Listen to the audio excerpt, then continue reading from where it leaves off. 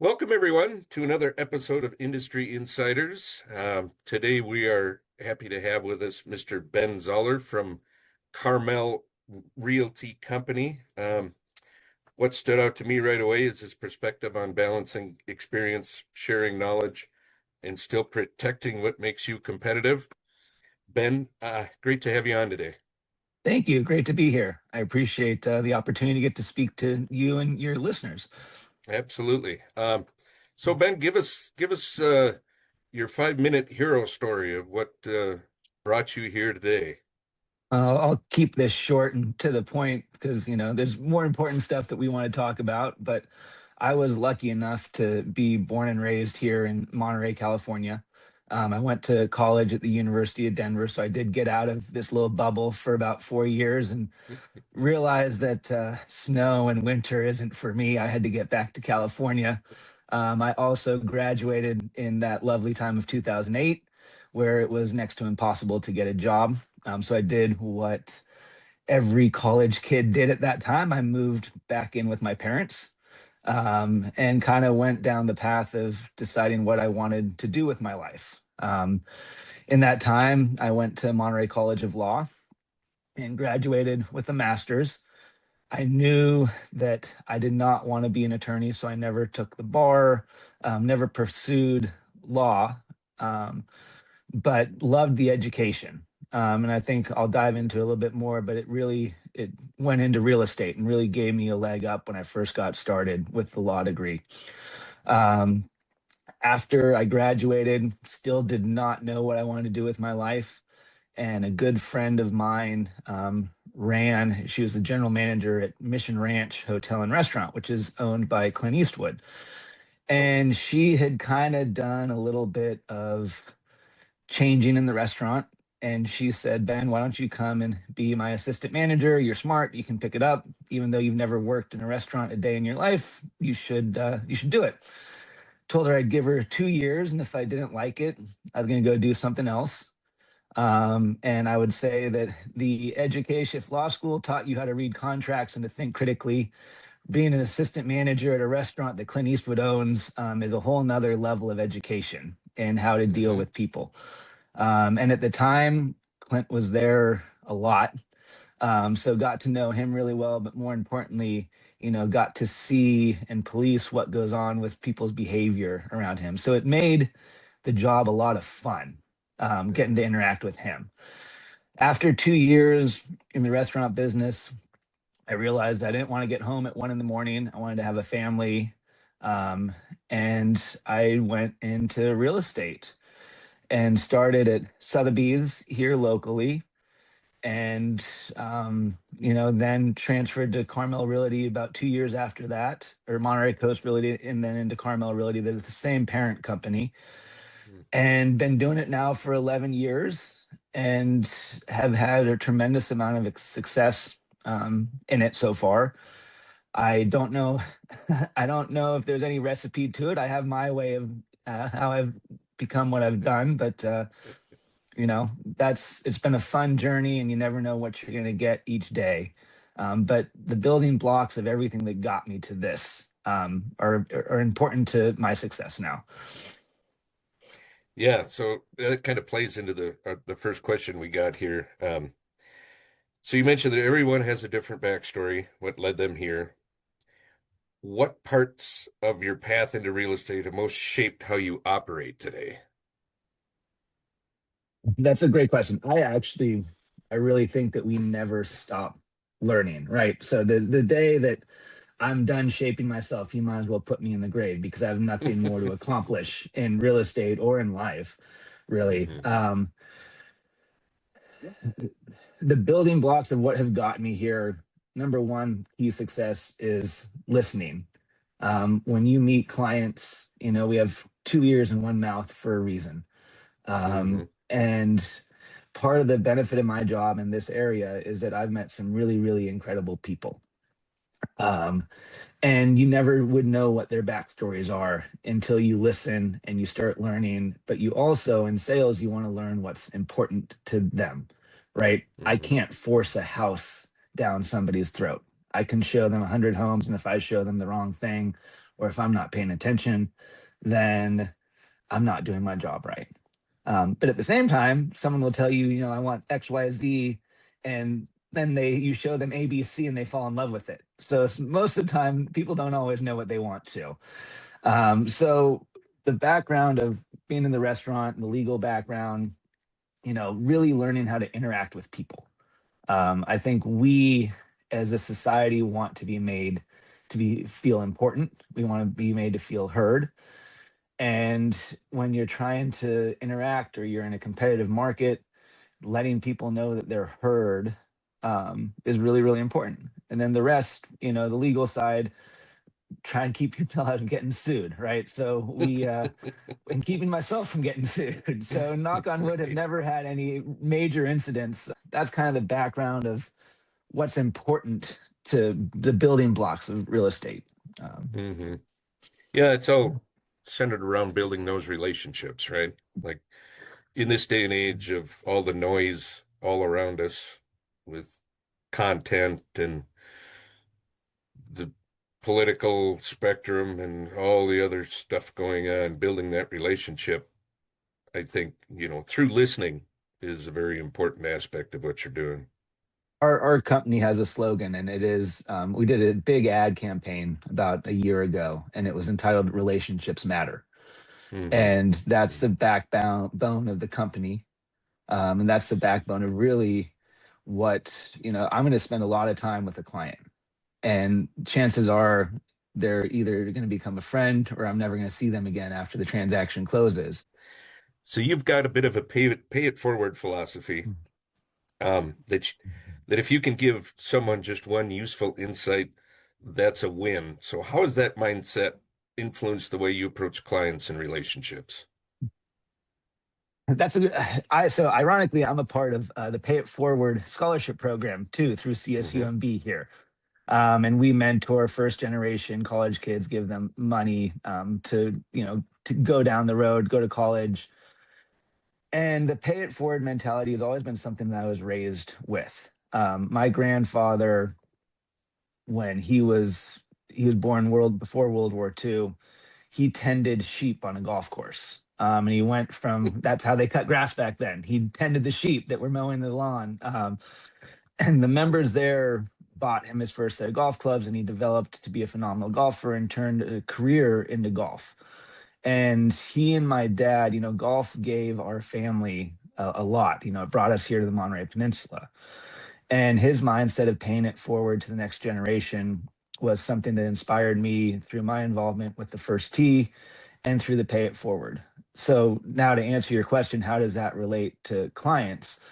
Well, it doesn't necessarily relate to clients, but more so in the opportunities that we get to inspire the next generation or Hmm. to inspire new agents that are getting their licenses. This job is not easy. Life is not easy. Um, and clients kind of get that, being who you are and your pay it forward mentality. I think you truly attract that type of person that you work with. And so I've been very fortunate that as you listen or as you meet people, they have a like-minded mentality. I'd like to say that I've never worked, maybe one or two difficult people, but for the most part, I really kind of attracted great clients through the mentality of paying it forward. Sure, that makes sense. So you joked about giving just enough, trade secret here to be interesting without giving everything away. How do you personally draw that line in a competitive real estate market? At the end of the day, we're all the same, right? The Monterey Peninsula is a very Hmm. small community. We use the same photographers, right? It's the same videographers, it's the same Zillow. To be relevant in this market, when you go on listings, you have to do professional photos, you have to do the videos now, you have to do the lifestyle videos. So that's kind of, we go into a listing presentation, we're all the same. Essentially, I mean, you're going to get the Hmm. same service, whether it's Coldwell Banker, Compass, Sotheby's, Carmel Realty, you're all going to get on the internet. So what's the Hmm. differentiator? And it's the person. So just enough to be interesting, but not give it all away is that, there's only one of me. And how I operate, how I do my business, that truly is my trade secret. I tell Hmm. any new agent that's trying to get started, think of the avenues of your life that you spend your most time in. For me, I spent a lot of time playing golf. And so I really focused on the network and the community that I built through golf. Um, Now, not everyone plays golf. Some people, it may be the gym. Some people, it may be sailing. It could be anything. But I always say, really identify where your people are coming from, what relationships you have. Yeah. Once you've identified what relationships and strengths you have, um, you're able to, you don't ever want to use the word monetize your relationships, but you're able to focus on what's important and where you want to spend your time. Sure. Um, and that's the trade secret for me. And it really isn't much of a trade secret because no one's gonna emulate me. You. Yeah. Maybe they may try and talk like me. Maybe they try and use some of my statistics that I come up with. But that Hmm. was part of the process. When I first got my license, I was told get yourself on a team and learn from somebody that's done more than you have. And I did. Hmm. Within the first 6 months, I got on a team, worked with two wonderful agents that had been doing this for 30 years, and I got a lot of reps in of selling homes, and I learned a lot. Didn't make a lot of money. They didn't really pay me that much, Hmm. but Hmm. I certainly learned, and more importantly, I learned what not to do sometimes. Hmm. Hmm. I learned that I was intimidated by all these big names, and you see the top two agents, and you do a deal with them, and you're this little guy that's never done anything, and you're cowering in the corner, shaking, and you realize they make more mistakes than I do. Probably because they're so busy that they're human. Hmm. And Hmm. if they can be this successful, what's stopping me? Um, Hmm. and that's the trade. That is the most important thing: is that anyone can do this. You just have to have the perseverance. Yeah. You got to have the attitude of why not me, Hmm. right? Yeah. I always believed that my goal. We all got to have goals. My goal was to try and be in the top 10 real estate agents on the peninsula, and then you always have this Hmm. goal of, okay, I'm going to do this or that. I Hmm. had a goal of I wanted to set a record for the most expensive home ever sold on the Monterey Peninsula. I didn't know how I was going to do it. Didn't know when it was going to happen. Just in my career, I thought that I wanted to set that record. Yeah. And 2 years ago, I did. And I still have the record. So, Oh, it wow. was through my relationships. It was through listening. It took me 3 years showing that client the home, but it I was rewarded by it, but I had set that goal for myself. Hmm. And Hmm. then you have to follow it up, right? You don't want to be a one and done. You don't want to be a fluke, so then you have to follow it up the next year. And Yeah. so the Yeah. last couple of years I've ascended to kind of the top 5, top 10 individual agent on the peninsula. And I'd Hmm. like to say it's kind of by fluke, but I know it's not. It's through hard work, and the mindset of it can be me. And that's the most Yeah. important thing, is that if you don't think you're going to do it, no one else is going to no one else is going to help you do it. Right. Right. Well, as the saying goes, if you think you can or you think you can't, you're right. Exactly. 100%. So, from your experience, where do clients tend to struggle the most when making real estate decisions, and how do you help guide them through that process? The biggest one is getting couples to see eye to eye. um, I have learned that husbands kind of get in the garage. That's what you get. I had a client once where he would walk into the house, he would look around, he would say, "I could live here," and he'd turn around and walk out and went to see the rest of the house because he knew it wasn't his decision. Uh, so I'd say bringing people together obviously is number one. I was Yeah. showing properties the other day to husband and wife. Wife got me in the room and she goes, "You really got to convince him to buy, house A. I really love it." And then, I get separated. I'm in another room with the husband and he goes, "Hey, you really got to convince my wife to buy house B. I really like it." I'm like, okay, this isn't going anywhere. Both of you are on a different page. Right. Uh, Right. so real estate's pretty complicated, especially on the Monterey Peninsula. We do not have a lot of tract homes, right? So each home is kind of Hmm. a one of one. Right. And so, first of all, it's the financial aspect. People think that they can't afford a certain amount, and having a good network. I have some great mortgage lenders that have helped people get homes that they didn't think that they could afford.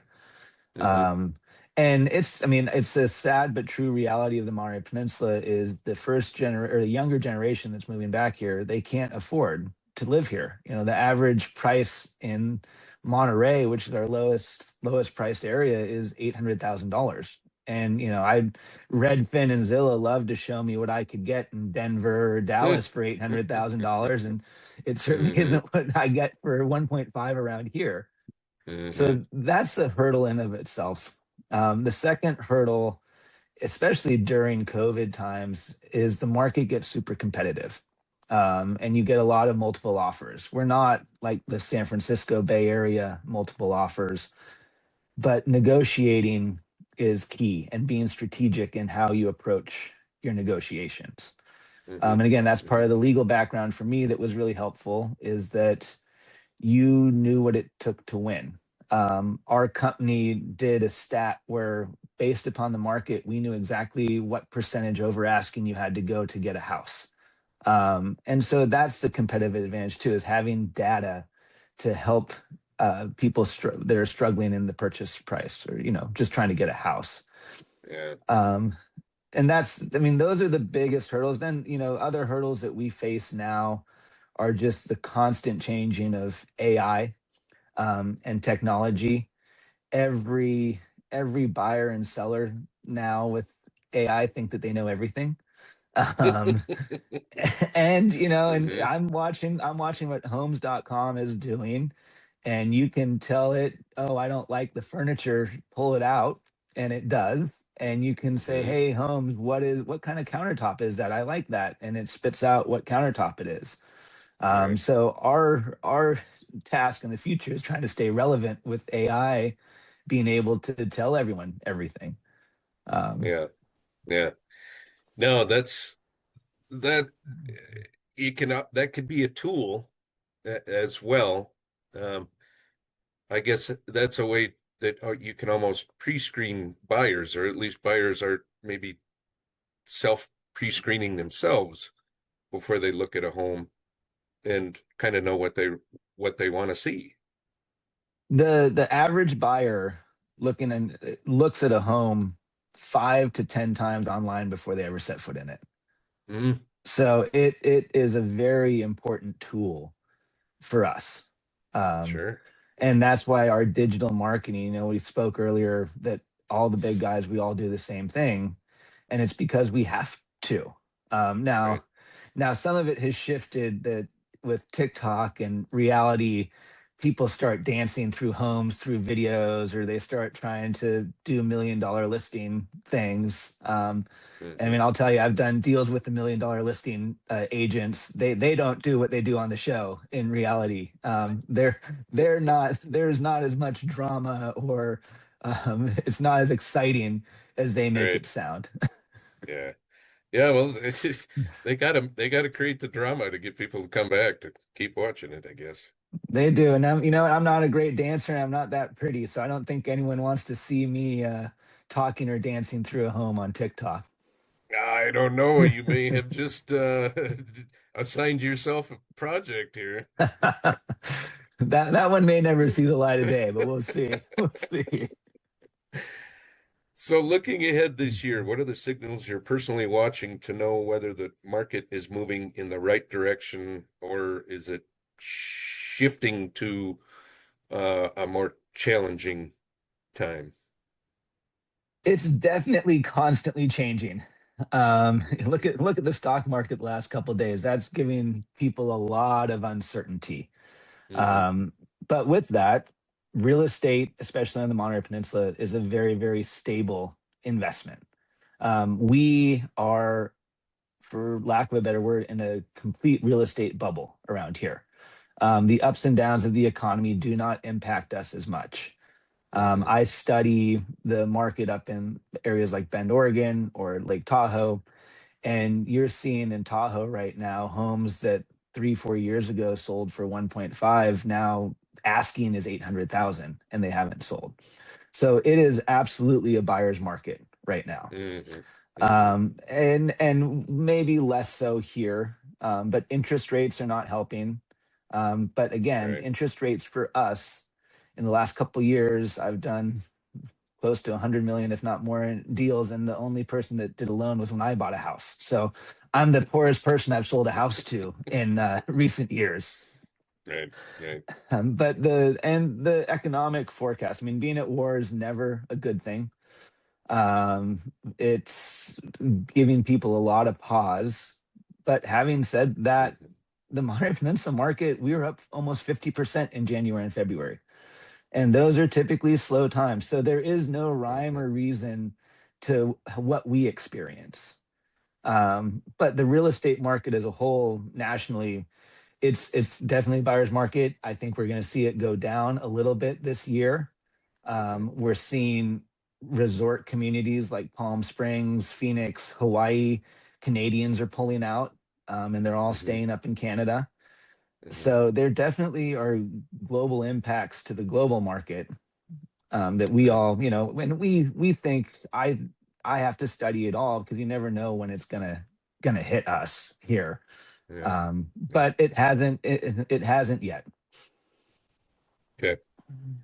Uh, we'll go back to this a little bit. Without giving away your trade secrets, are there any systems, habits, or processes you rely on that you believe consistently give you an edge? Goes back to the relationships. Um, Mm-hmm. I think the reason I've been successful is I've determined who I am. I know what I am, and I don't try and pretend to be something that I'm not. Now, of course, I never, if I'm in a room with somebody and they start trying to talk about a certain subject, I never say anything that's controversial. I may not agree with it, but I'm not going to engage in anything. Mm-hmm. Um, Being yourself in this business is really, really, I think people want genuine interactions. So a lot of the agents that I see or work with, there's a facade, right? There's one thing in front of clients and they're a completely different thing, a person when they're not around them. Mm-hmm. The other Mm-hmm. trade secret that I think is probably one of the most important things, and we're kind of going back to it as well, is never stop learning. Um, I watch new agents come in and they think they know it all.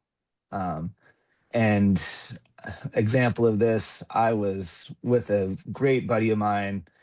He was a successful agent up in the Bay Area for years, and we were talking about real estate. And I personally, I don't like open houses. I've never gotten anything out of them. I think they're a waste of time, Mm-hmm. and I don't do them. I don't get my business from open houses. And he and I were talking about this, and he said, "God, Ben, I loved open houses. The guy, I've made so much money off of open houses. I can't believe that you don't like doing them." And I just said, Alan, it's not my thing. I don't like it.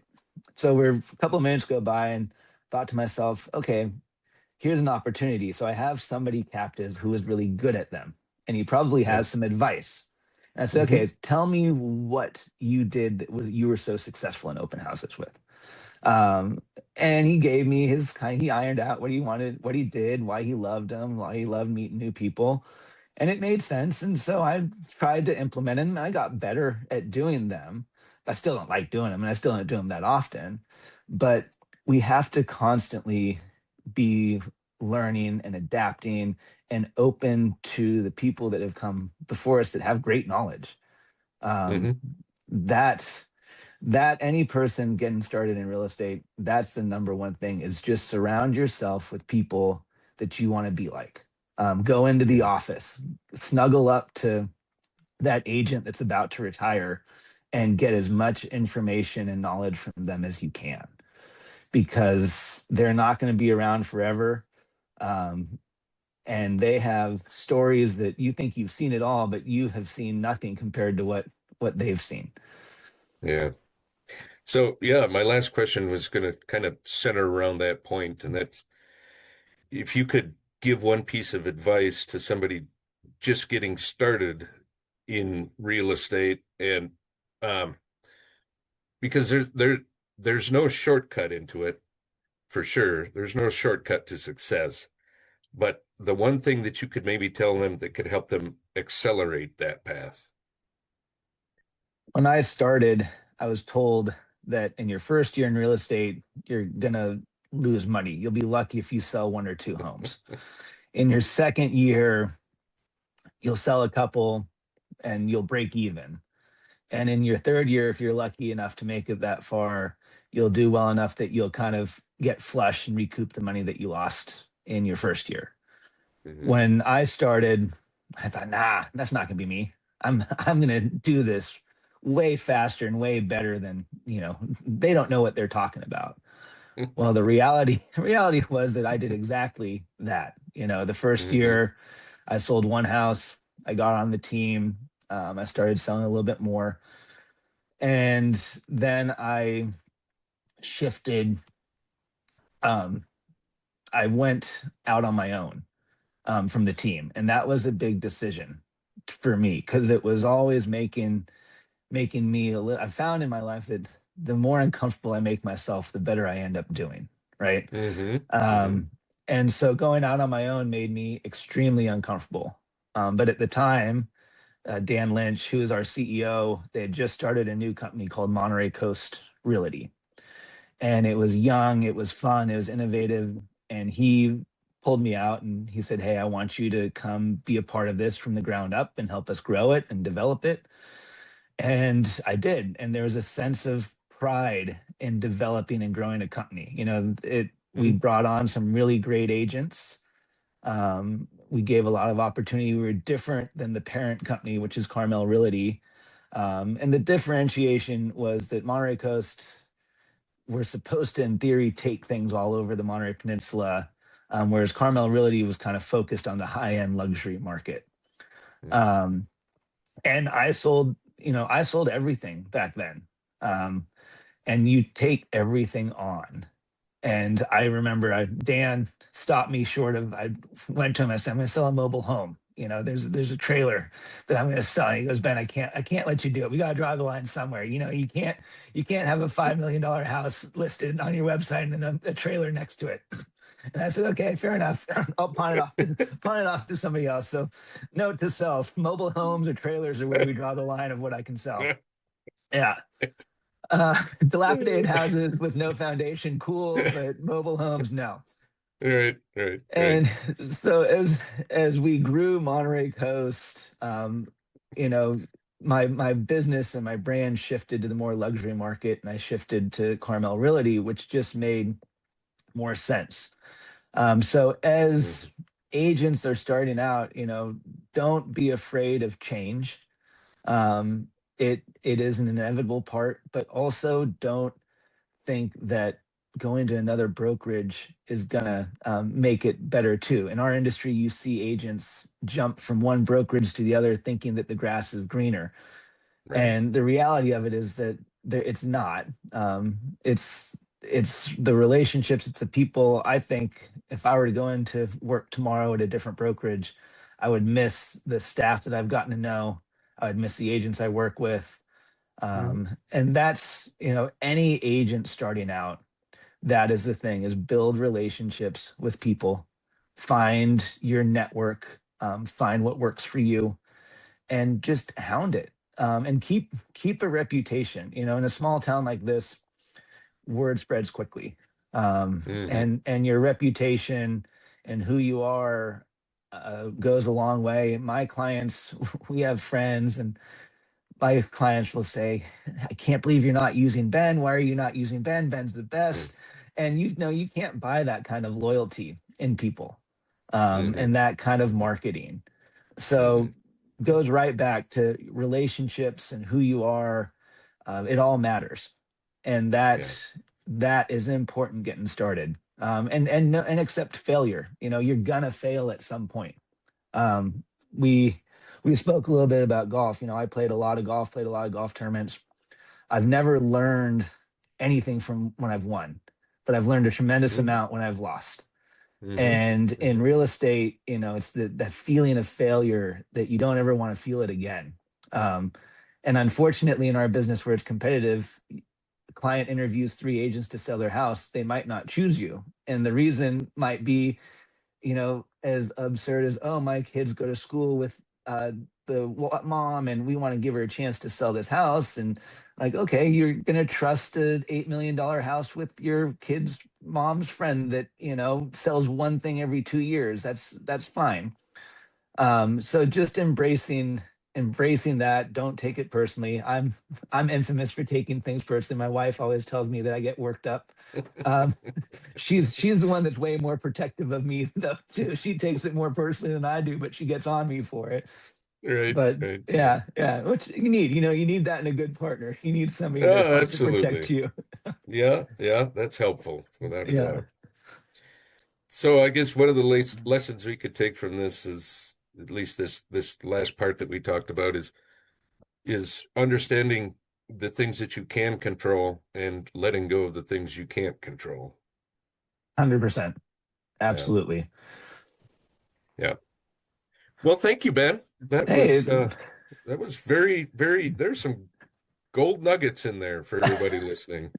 I hope somebody can sort them out. My mind Yeah. sometimes works like a lazy Susan. It'll come back around if you stick with it long enough or if you keep spinning it. So So there's yeah, tell us where people can get a hold of you. so I have obviously phone. We make real estate agent make it really hard to get a hold of us, right? We want to make sure that our numbers and our emails are hard to find.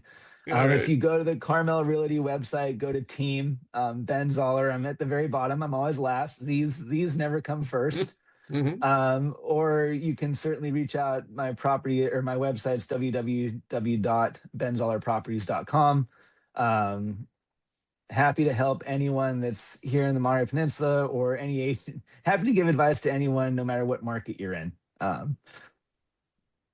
Perfect. Yeah, Part of paying it forward when it comes to that. exactly. Very good. Well, thanks again, Ben, for joining us, and we wish you the best of luck. Thank you. Thanks for having me. You bet. Absolutely. Bye-bye now. Bye.